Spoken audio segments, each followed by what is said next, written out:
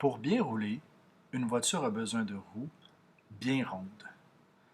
Nos atomes sont un peu comme ces roues, avec le noyau au centre et la couche d'électrons autour.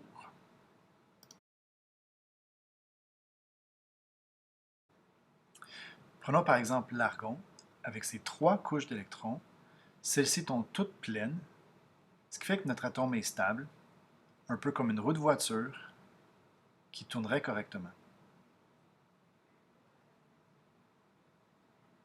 Prenons un autre exemple, le sodium, qu'on peut remarquer qu'il possède qu'un seul électron sur sa dernière couche.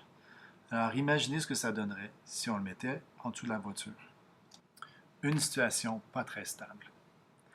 Le sodium cherche donc une solution pour devenir plus stable, et la plus simple est de perdre un électron, celui de sa dernière couche. Ce faisant, sa dernière couche deviendra pleine, il gagnera en stabilité, mais comme il perd un électron négatif, il devient du sodium plus 1, un ion positif.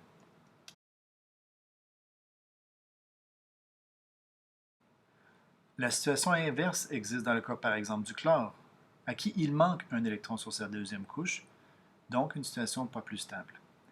Pour régler le problème, on peut ajouter un électron à la dernière couche, ce faisant du chlore négatif, un autre ion. Bien sûr, ces électrons doivent aller en quelque part ou venir dans quelque part, donc généralement, un atome qui veut donner des électrons les enverra à un atome qui veut les recevoir. Mes deux nouveaux ions créés sont maintenant stables et je crée ainsi une liaison entre les deux.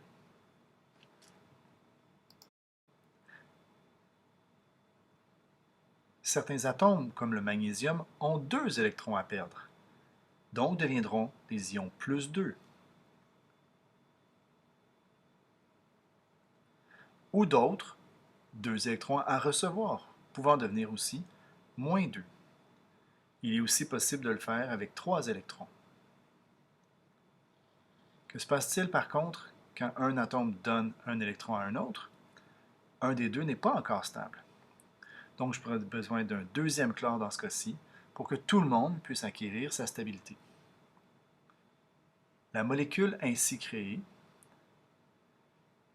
ne s'écrira pas MgClCl, mais bien MgCl2. Le 2 signifiant qu'on a 2 atomes de chlore présents. Pour accélérer le calcul, ce qu'on vous suggère de faire est de croiser les charges des 2 ions lorsque celles-ci ne sont pas équivalentes.